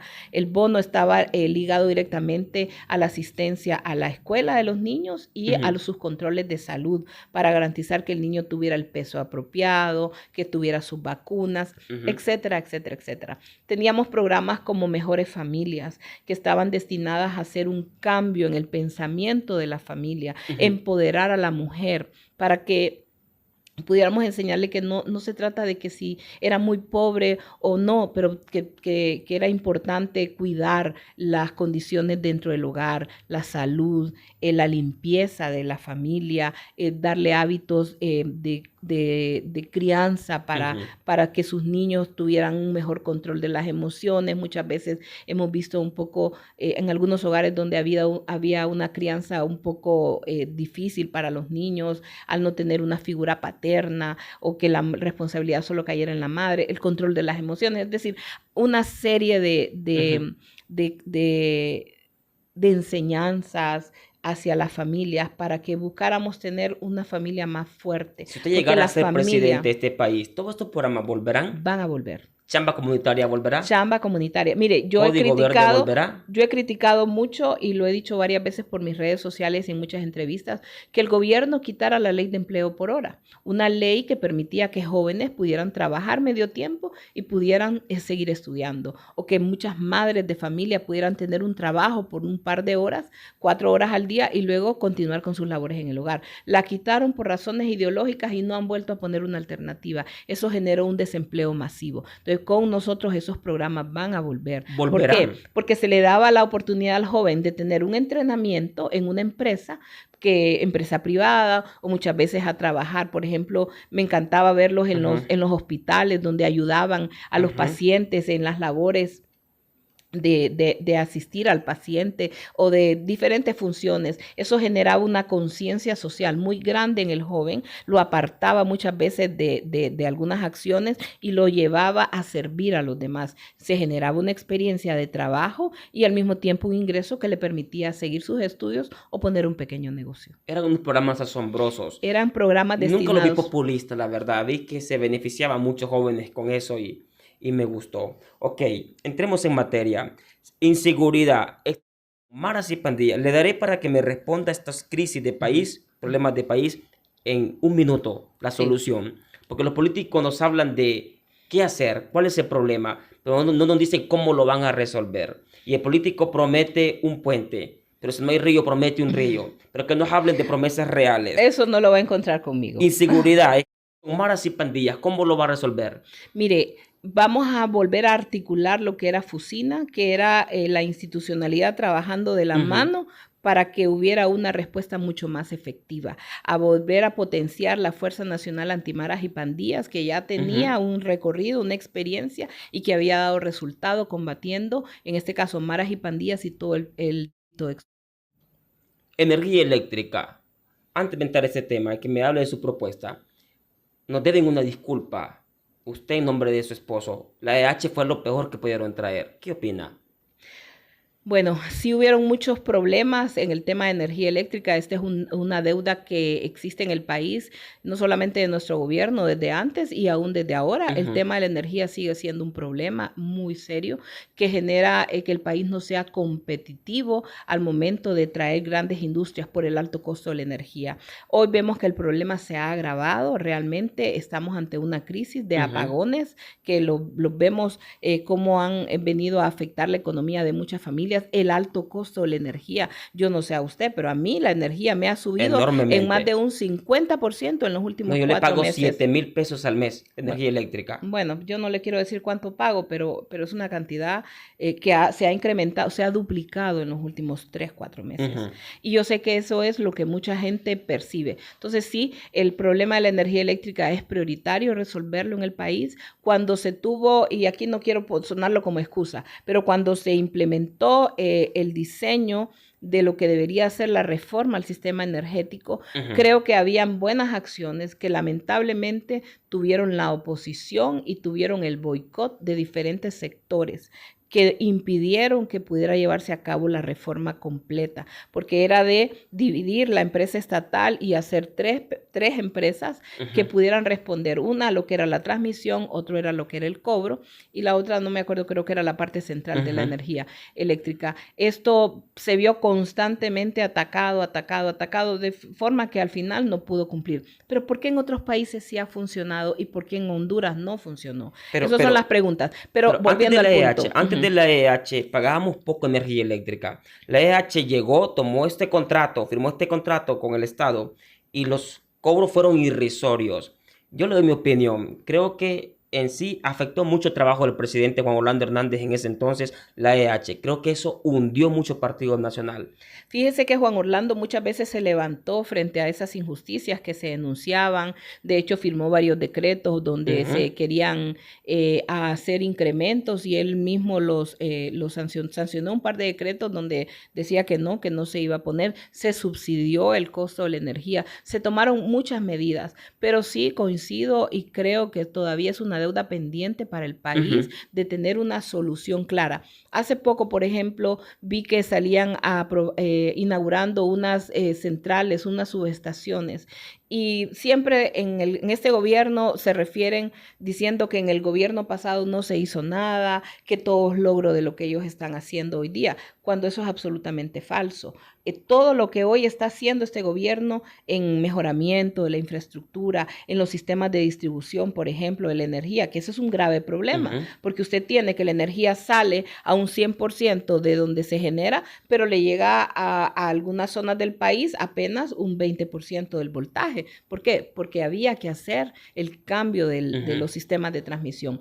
Pero bueno, volviendo al tema de las centrales todas estas fueron diseñadas, aprobadas, presupuestadas en el gobierno de mi esposo y comenzaron a construirse hasta en este gobierno. Entonces, no es cierto que no se hizo nada. Se hizo mucho, pero muchas veces el tema de la conflictividad política que vivía el país cuando se querían hacer cambios en algunos temas como educación, salud, impidió que se avanzara. Y luego, lamentablemente, debo decirlo, y no quiero sonar que me estoy excusando en esto, pero es parte de una realidad que vivimos en el país, es que en el año 2020 la pandemia nos afectó fuertemente, de forma tal que el gobierno dejó en algunos casos de atender los planes que se tenían para concentrarse en lo que fue la emergencia y luego las tormentas ETA y IOTA que también golpearon fuertemente la infraestructura productiva del país. ¿Qué hará usted entonces ante el tema de energía eléctrica difícil en Honduras si llega a ser presidente? Bueno, vamos a tomar todas las medidas que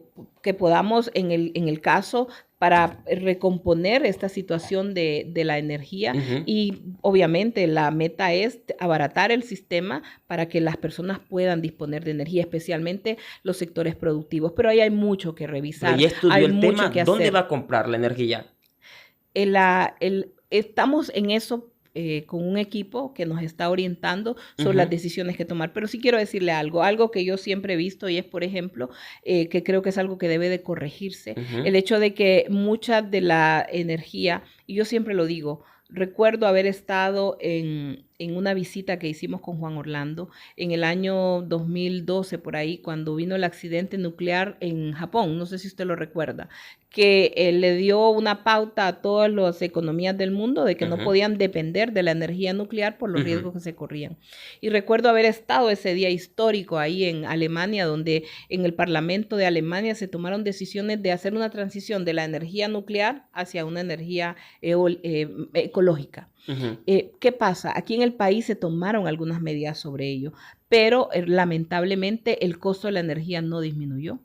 A pesar de que era con energía renovable, se mantuvo a altos costos y ahí es donde creo que debe de focalizarse para que tengamos unos precios realmente competitivos, porque cuando usted comparaba el precio de la energía que se estaba produciendo de manera renovable en Panamá y en Honduras, la de Honduras era sustancialmente más alta. Sí. Todas esas leyes deben de revisarse para que le garanticemos al pueblo hondureño, número uno, que no vamos a tener escasez de energía, porque tener energía es mucho más problemático que tenerla alta.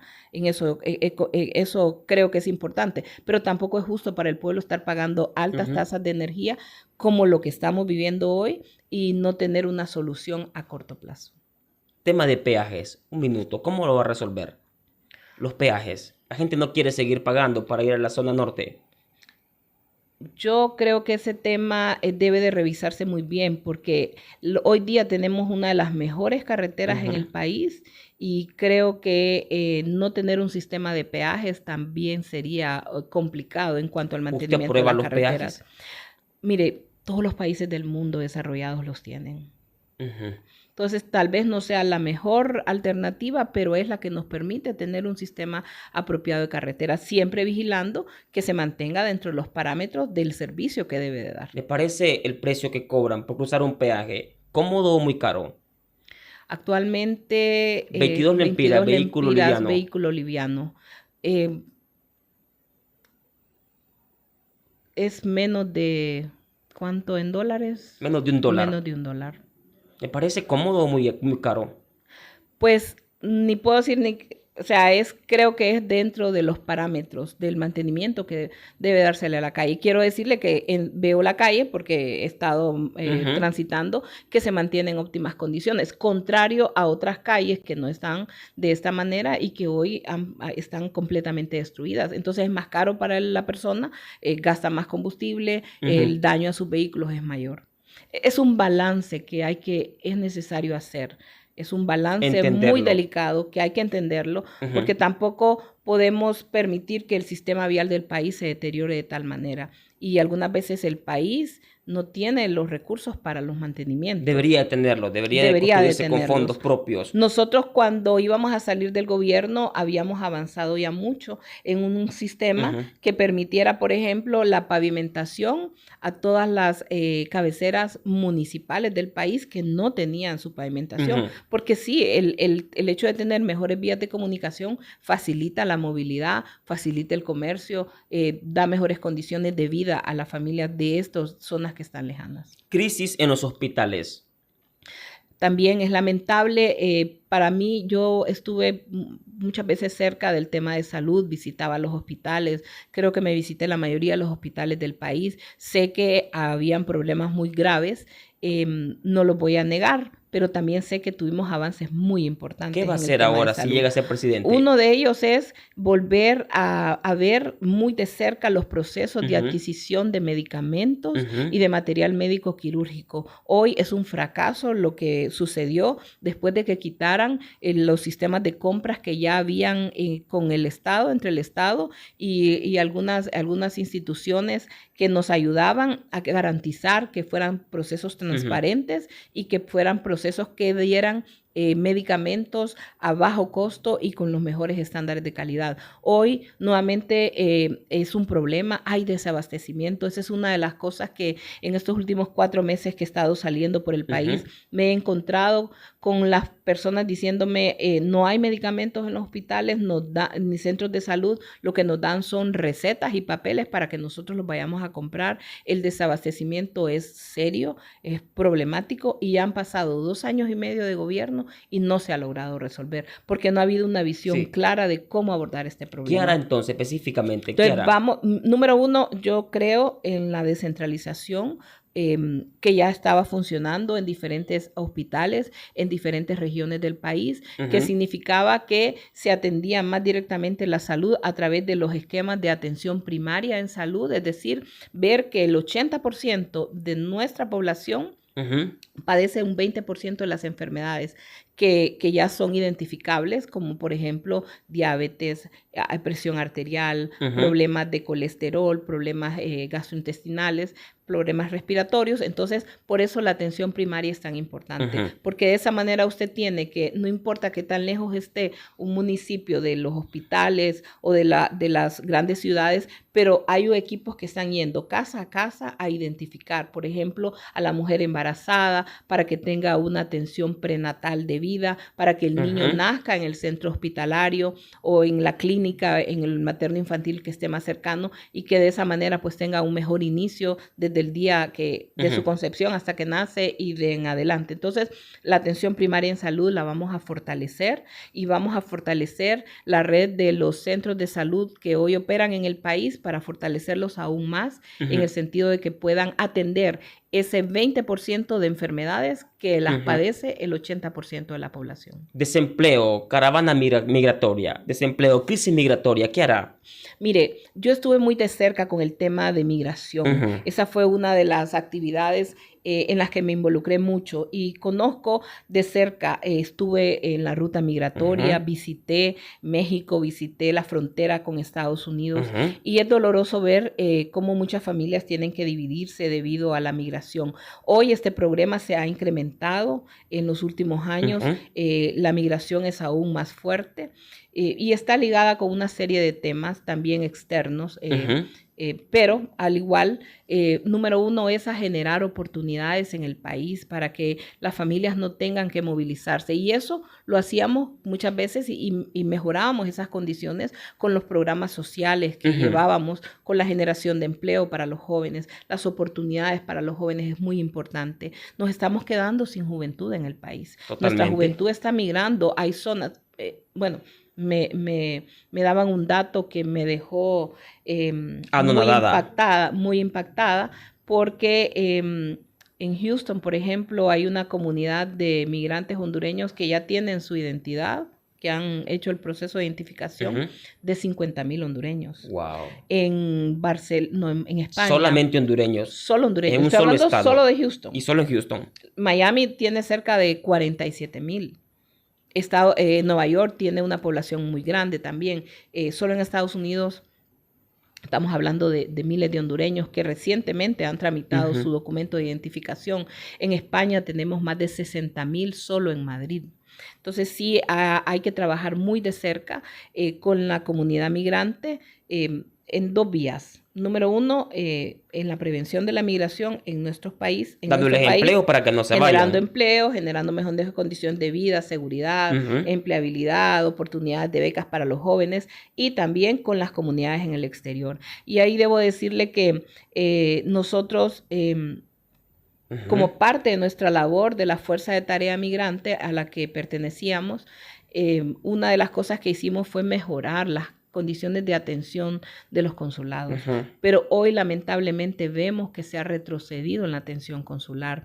Lo que antes habíamos logrado, por ejemplo, la cita para tramitar los documentos o para tener las citas en los consulados, hoy se han perdido. La gente tiene que pagar. Esas son las denuncias que nos han llegado constantemente, que tienen que pagar para que los atiendan en los consulados, que todo lo que antes habíamos avanzado hoy se ha retrocedido en la atención hacia nuestros compatriotas. Hay que retomar. Lo importante es dar empleo en Honduras para que no tengan que irse a buscar oportunidades a Estados Unidos. Mejorar las condiciones en el país, en el tema de empleo, en el alto costo de la vida, en el tema de oportunidades para los jóvenes, para las madres de familia. Y trabajar con la comunidad migrante que está en el exterior para también estar vigilante, acompañándolos a ellos con varias iniciativas que ya habíamos comenzado. Por ejemplo, había un programa de remesas para que el migrante que estuviera fuera también pudiera colaborar con el desarrollo de su comunidad de una manera mucho más orientada. También estar vigilantes en cada una de las comunidades, acercar los consulados a la acción, a que estén cerca de los hondureños en el trámite de sus documentos, de sus pasaportes, sus tarjetas de identidad, en el tema de sus partidas de nacimiento y muchas otras cosas más. Crisis en educación. También es una crisis nuevamente. ¿Qué hará para resolverlo? Bueno, ahí es necesario ver lo que está pasando hoy. Mire, uno de los temas que nos preocupa es ver que nuestros jóvenes están recibiendo una educación que no es la que les va a generar las habilidades, le va a dar los recursos para que puedan emplearse rápidamente. Estamos todavía con esquemas hasta cierto punto desfasados de educación y no estamos preparando a nuestros jóvenes desde que están en el colegio, si lo podemos decir así, para que tengan habilidades. Mentalidad de emprender. De emprender o enseñarle algunos oficios. Que es lo que se llama la educación dual, que usted educa en la educación formal, pero al mismo tiempo en dar habilidades para que los jóvenes puedan aprender algunos oficios o algunas técnicas, no solamente mano de obra, sino que hoy día, por ejemplo, los jóvenes podemos acompañarlos en educación a que aprendan otro idioma. Que aprendan algo otro tipo de habilidades, tantas cosas que hoy las redes sociales permiten, ¿verdad? Pero el sistema educativo ya está colapsado en Honduras. El sistema educativo tiene que sufrir una Se les enseña a los jóvenes que sean el mejor estudiante para que sean un empleado. Sí. Y sobre todo del gobierno. Y tenemos que cambiar esa mentalidad. Sobre todo del Estado. Que le limpien las botas a un político para que el político le dé un chance en el Estado. Eso es lamentable. El sistema educativo debe cambiar. Tenemos que promover espacios para que los jóvenes puedan. Mire, algo que yo soy mamá. Entonces, cuando uno como mamá puede ver de cerca los periodos de vida de nuestros hijos. Por ejemplo, qué importante es cuando un joven se está ya finalizando su colegio, la parte de secundaria, que pueda tener de repente una evaluación psicológica que le permita identificar cuáles son sus potencialidades. Descubrir. Por ejemplo, yo decidí ser abogada. Esa fue mi decisión. Pero yo me acuerdo que cuando ya me iba a graduar del colegio nos hicieron una prueba psicológica para determinar hacia dónde teníamos mejores posibilidades y dónde nos podíamos orientar más. No se está haciendo actualmente. No se hace en el todos joven los estudia niveles. una carrera sin saber si es su pasión o no su pasión, exacto. Si le gusta o no le gusta. Y de repente hay áreas que podemos afianzar en los jóvenes y que les van a construir. Hoy día las condiciones de empleabilidad en el mundo han cambiado.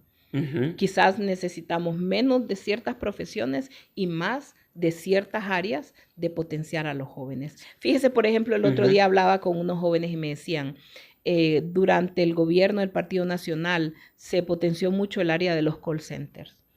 Y es cierto, hay una industria de call centers en el país, pero me decían, hoy tenemos escasez de mano de obra, de jóvenes que quieran venir a trabajar porque hay una barrera que es el idioma, que es el inglés. Pero hoy hay tantas formas de que los jóvenes puedan acceder a plataformas, muchas de ellas hasta gratuitas, que les permite aprender el inglés como una segunda lengua. O desde el gobierno mismo debería de estarse facilitando estos procesos para preparar a los jóvenes y que puedan emplearse en este tipo de industrias como son los call centers. De acuerdo, vamos cerrando ya con usted. Gracias por estar aquí. Nos honra con su presencia. Antes de entrar a las últimas preguntas, un poco duras y toscas, le preguntaré esto. ¿Qué hará con el nepotismo?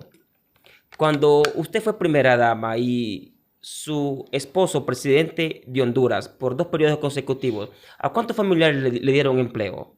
Mire, yo recuerdo que a nosotros nos hicieron un gran show mediático, incluso hasta salió en CNN porque mi cuñada Hilda Hernández estaba apoyándonos en aquel tiempo en el área de comunicaciones. Como ministra asesora en comunicaciones. Sí. Entonces, creo yo que hemos aprendido una gran lección ahorita. Vimos hace poco toda la configuración de gobierno en cuanto a las familias que están trabajando.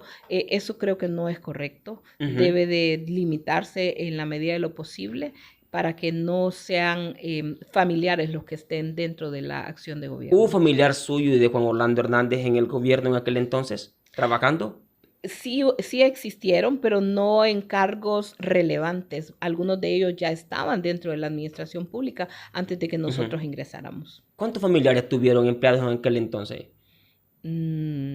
Pues no podría precisarle el número, pero hay personas, por ejemplo, alguien que era médico, trabajaba ya dentro del sistema, pero no estaba en un alto cargo público. No en un alto cargo. Es que el tema del nepotismo es que esté en un alto cargo público de decisión. ¿Hasta qué grado de consanguinidad? ¿Tuvo familiares usted trabajando en el Estado? Bueno, hubo personas cercanas, pero como le digo... ¿Primos suyos? Sí, hubo alguien. ¿Hermanos? Hermanos, sí, pero no en cargos de alto nivel. No en toma de decisiones, no en la toma de decisión. Son personas que ya estaban trabajando en el gobierno desde antes que nosotros llegáramos. Qué buena respuesta, porque el señor Manuel Zelaya Rosales dio unas declaraciones hace poco y dijo que el nepotismo también estaba en el gobierno anterior, pero que el CNA no se había interesado en descubrirlo.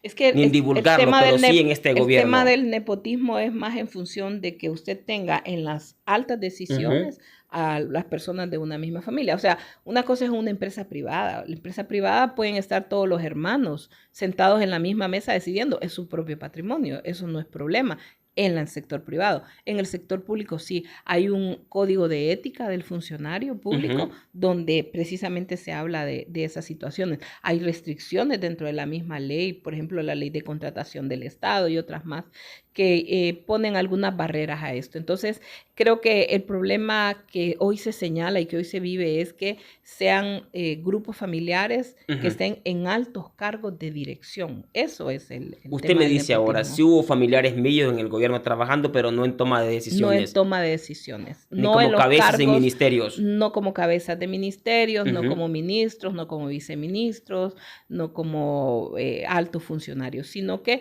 estaban dentro de la organización del Estado porque ya estaban dentro del Estado antes de que nosotros llegáramos al gobierno.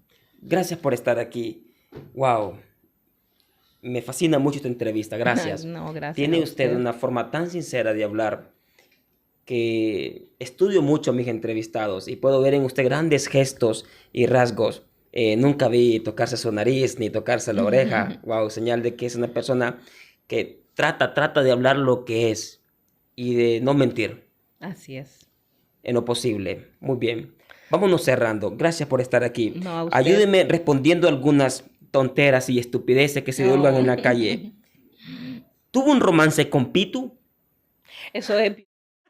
De género contra la mujer. Fíjese que eso más bien me permitió sensibilizarme ante el hecho de que nosotras como mujeres, no fue mi caso, porque yo sé quién soy y sé mi familia y el respeto a Sí. mi familia. Y creo que le he demostrado a Honduras y al mundo lo sólido que es mi matrimonio con Juan Orlando y mi familia. Pero, ¿qué pasa con aquellas mujeres que quieren incursionar en la política y son afectadas y atacadas de esta manera? Eso es parte de lo que hoy los organismos electorales deberían de estar regulando y deberían de estar viendo más cercanamente, porque sí hay muchas mujeres que son víctimas de la política de género. ¿Qué impresión le dio a usted cuando escuchó estos comentarios? Wow, ya Amita tiene a otro, ya engañó a Juan Orlando Hernández. Mire, es hasta cierto punto es incómodo, pero nuevamente, al principio dije yo, esto es un rumor de redes, por una foto donde aparezco con mis hijas, tomándonos una foto el día que oficializamos a José Roberto como nuestro candidato a alcalde. Y recuerdo que justo estábamos hablando con Juan Orlando cuando vi que había salido en un medio de comunicación. Entonces, ya cuando sale en un medio ya es otra cosa. Y recuerdo que lo comentamos con él y me dijo, Ana, que no te distraigan de los temas principales que es tu mensaje de campaña. Esos son distractores. Esa fue su respuesta, que no te distraigan. Que no te distraigan. Claro. No le dijo nunca, ¿por qué le pusiste la mano derecha en el hombro a Pitu? No, para nada, para nada. Es decir, como le digo, hay una confianza, son más de 35 años de estar juntos y realmente eso fue una muestra.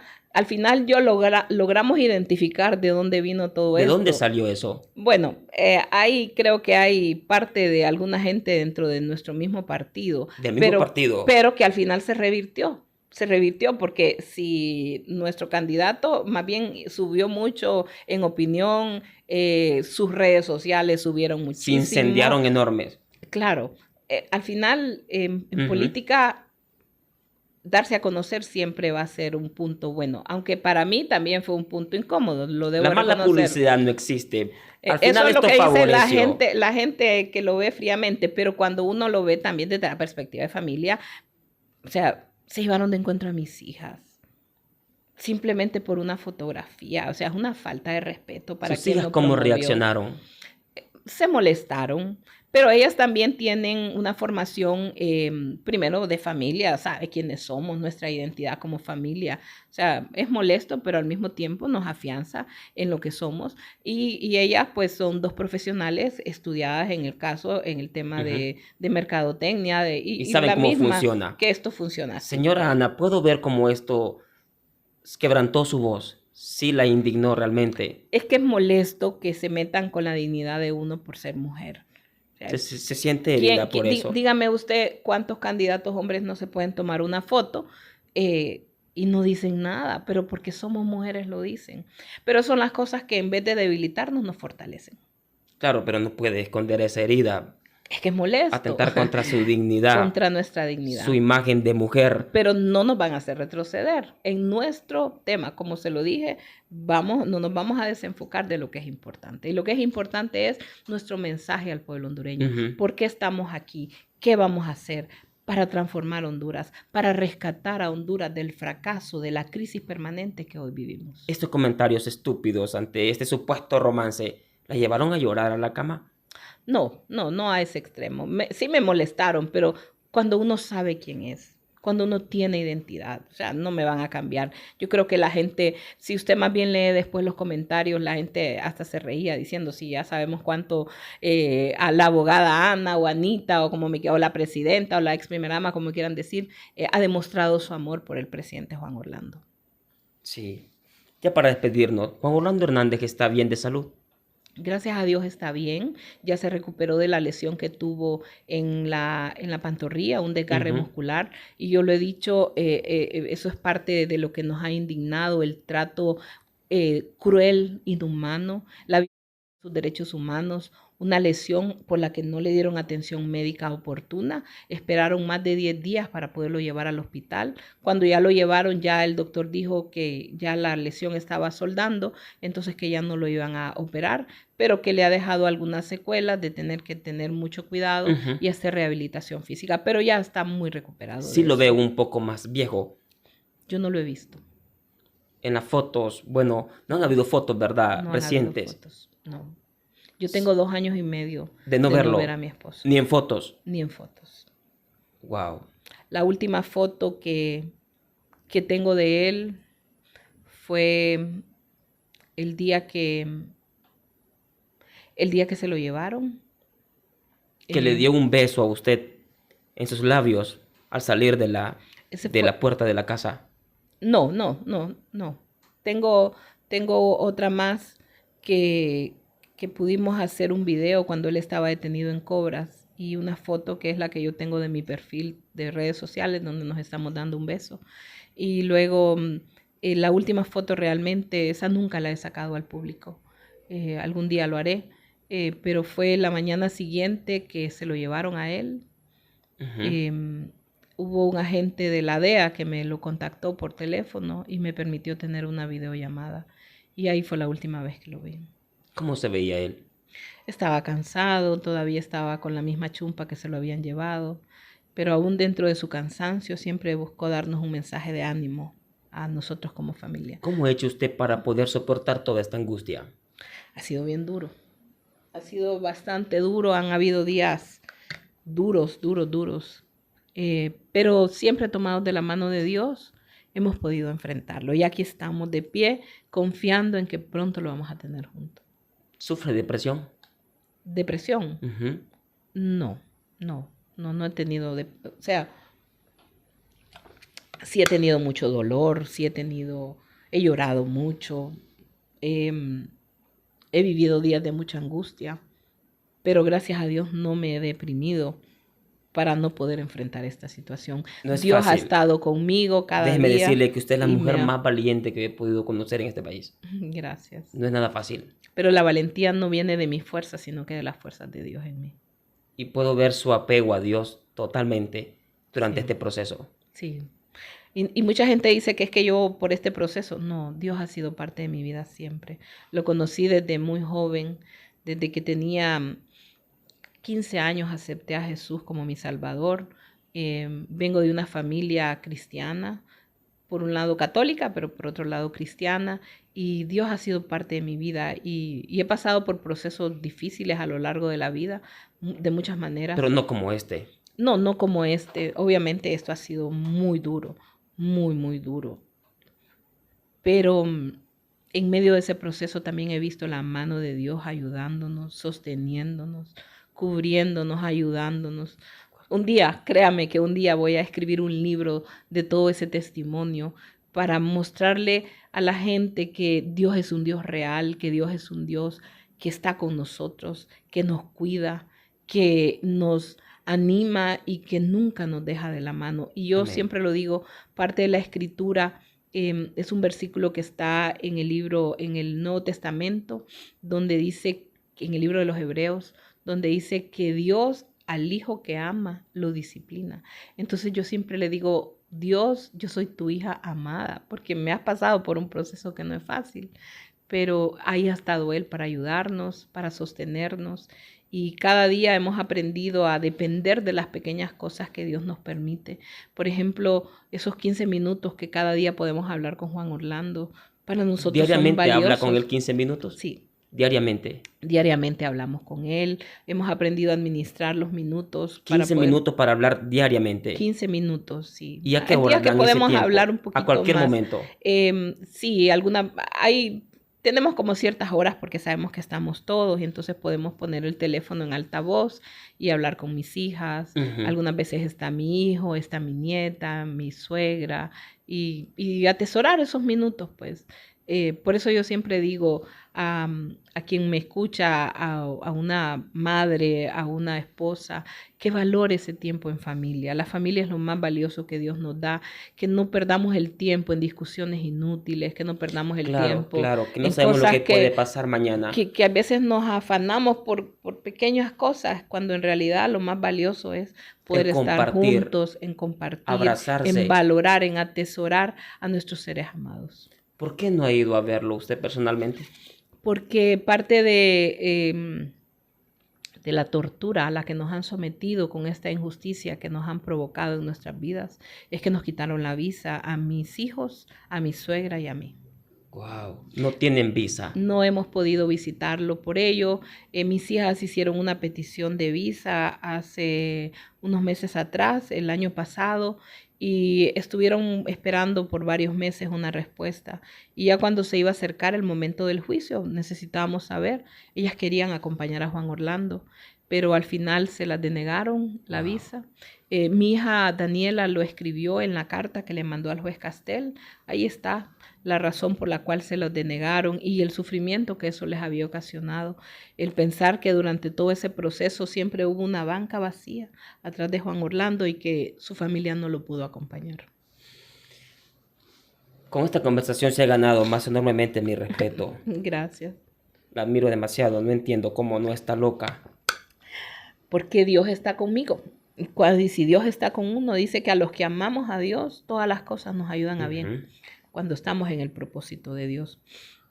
Por eso yo sé que Dios tiene un propósito grande para nuestras vidas y nos aferramos a esas promesas y eso es lo que nos mantiene todos los días.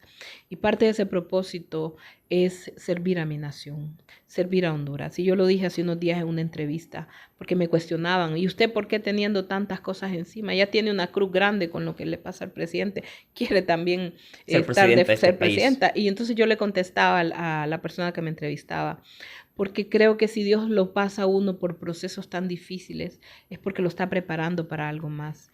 Y la palabra de Dios nos dice que con la misma consolación que hemos sido consolados, debemos de consolar a los demás. Y si yo he pasado por un momento tan duro en mi vida, para mi esposo, para mis hijos, para mi familia, mi suegra, mi madre, todos nuestros seres queridos, no es para quedarnos llorando en una esquina, sino que es para dar la cara y con el mismo valor, con el mismo amor que lo he hecho por mi casa, por mi familia, lo digo, lo voy a hacer por mi nación. Despídase de la gente que la quiere muchísimo. Bueno, agradecerles por este espacio, gracias a usted por este espacio y decirles que nuestro compromiso es trabajar por nuestra nación, por Honduras, devolver la paz, la seguridad, la esperanza a nuestra nación. Y sabemos que hay mucho por hacer, pero hoy pongo frente a ustedes la experiencia que hemos tenido desde antes que estuvimos junto a Juan Orlando y lo que hemos conocido de nuestro país para poder ayudar a Honduras desde el primer día de gobierno. Vamos a seguir avanzando en nuestro movimiento, llevando este mensaje de esperanza, de reencuentro a la familia hondureña. No vamos a dividir, sino que vamos a fomentar la unidad en los hondureños. Muchas gracias. La abogada Ana García de Hernández con nosotros. Gracias, gracias.